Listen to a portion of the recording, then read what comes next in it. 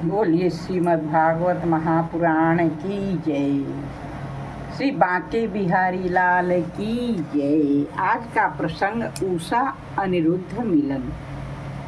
उषा बाणासुर की कन्या थी और अनिरुद्ध श्री कृष्ण जी के पौत्र थे।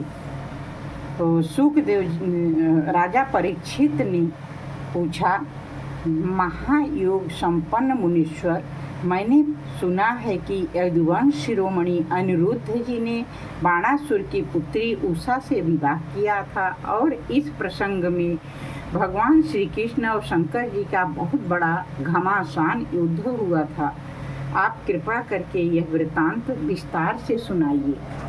तो सुखदेव जी कहते हैं,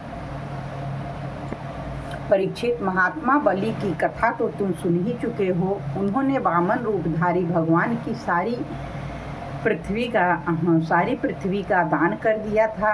उनके 100 लड़के थे, उनमें सबसे बड़ा था बाणासुर। दैत्यराज बलि का औरस पुत्र बाणासुर भगवान शिव की भक्त में सदा रत रहता था। समाज में उसका बड़ा आदर था और वो समाज में उसका बहुत बड़ा आदर था। उसकी उदारता, बुद्धिमत्ता प्रशंसनीय था। उसकी प्रतिज्ञा अटल होती थी। सचमुच वह बात का धनी था। उन दिनों वह परम रमणीय शोणितपुर में राज्य करता था। भगवान शंकर की कृपा से इंद्राद देवता नौकर चाकर की तरह उसकी सेवा करते थे। उसके 1000 भुजाएं थी। एक दिन जब भगवान शंकर तांडव नृत्य कर रहे थे, तब उसने अपने 1000 हाथों से अनेकों प्रकार के बाजे बजाकर उन्हें प्रसन्न कर लिया। सचमुच भगवान शंकर बड़े ही भक्त वत्सल हैं और शरणागत रक्षक हैं। समस्त भूतों के एकमात्र स्वामी प्रभु ने बाणासुर से कहा, तुम्हारी जो इच्छा हो मुझसे मांग लो। बाणासुर ने कहा, भगवान आप मेरे नगर की रक्षा करते हुए यही रहा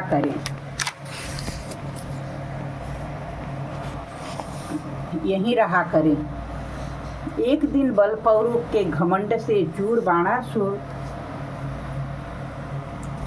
भगवान शंकर के चरण कमलों को सूर्य के समान चमकीले मुकुट से छूकर प्रणाम किया और कहा, देवाधिदेव आप समस्त चराचर जगत के गुरु और ईश्वर हैं। मैं आपको नमस्कार करता हूँ।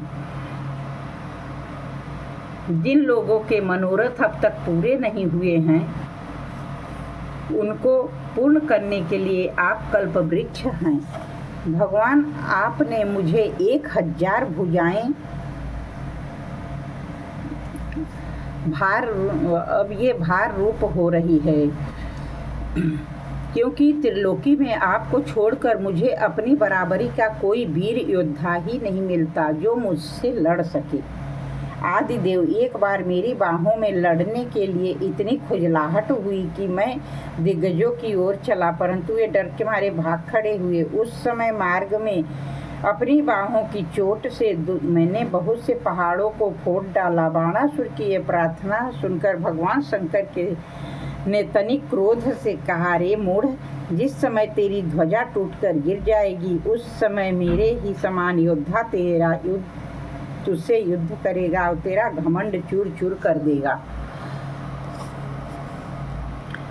परीक्षित, बाणासुर की बुद्धि इतनी बिगड़ गई थी कि भगवान शंकर की बात सुनकर उसे बड़ा हर्ष हुआ। वह अपने घर लौट आया। अब वह मूर्ख भगवान शंकर के आदेशानुसार युद्ध की प्रतीक्षा करने लगा, जिसमें उसके बल वीर का नाश होने वाला था। बाणासुर की एक कन्या थी, उसका नाम उषा था।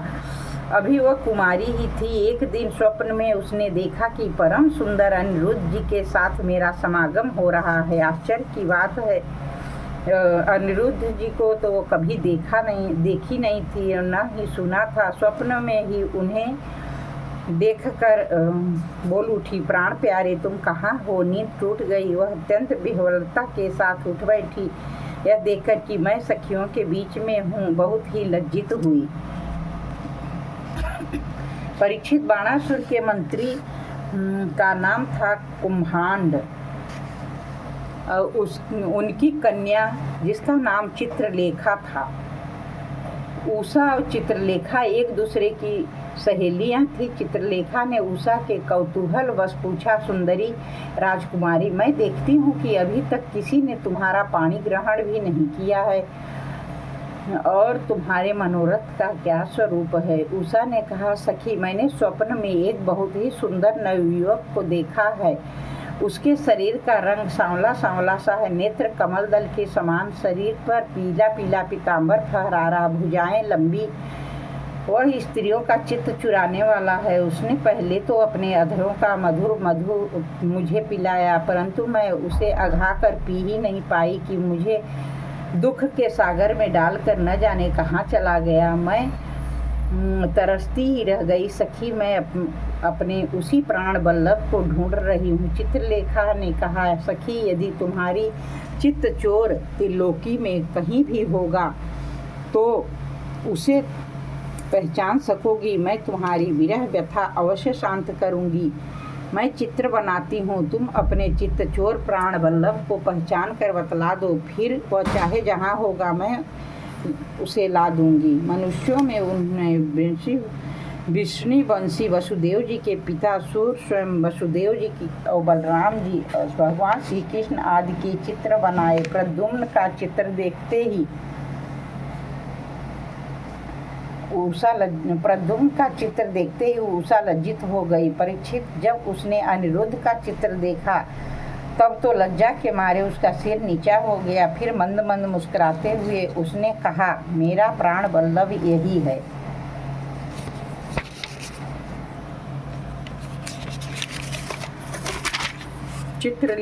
परीक्षित चित्रलेखा योगिनी थी। वह जान गई कि भगवान श्री कृष्ण के पौत्र हैं। अब वह आकाश मार्ग से रात्रि में ही भगवान श्री कृष्ण के द्वारा सुरक्षित द्वारिकापुरी में पहुंची।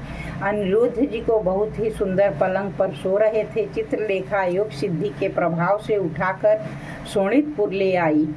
सखी उषा को उसके प्रियतम का दर्शन करा दिया।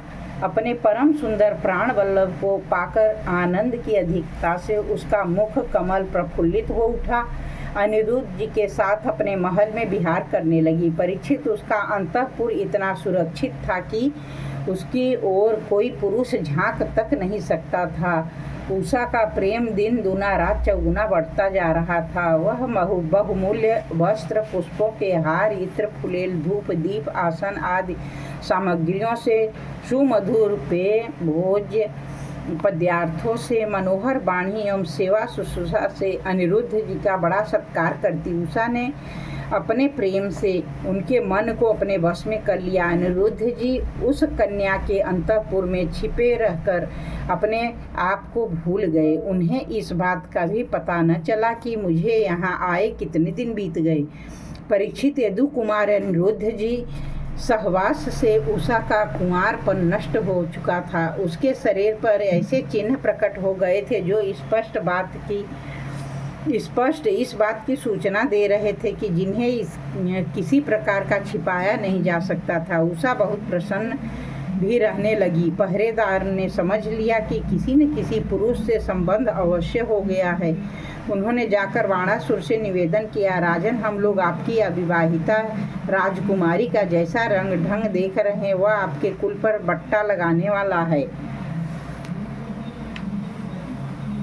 प्रभो, इसमें संदेह नहीं कि हम लोग बिना क्रम टूटे रात दिन महल का पहरा देते हैं, फिर भी वह कलंकित कैसे हो गई, इसका कारण हमारी समझ में नहीं आ रहा है।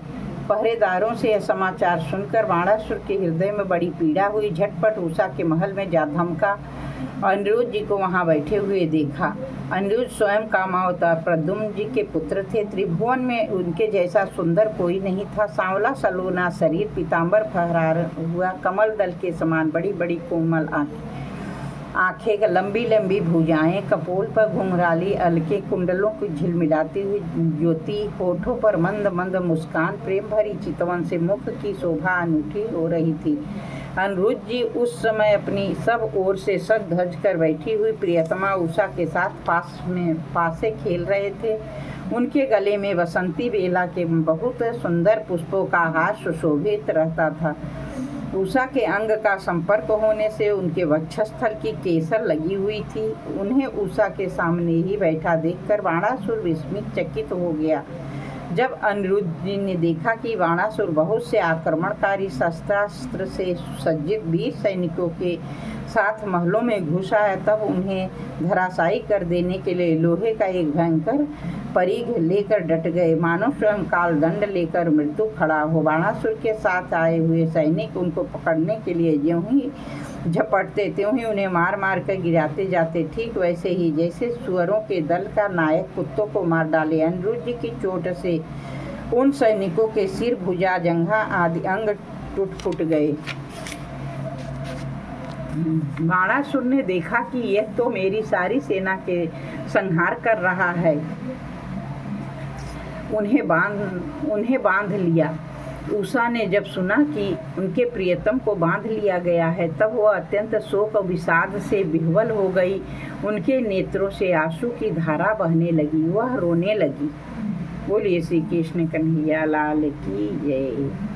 आगे का प्रसंग कल सुनाया जाएगा। श्री कृष्ण के साथ बाणासुर का युद्ध।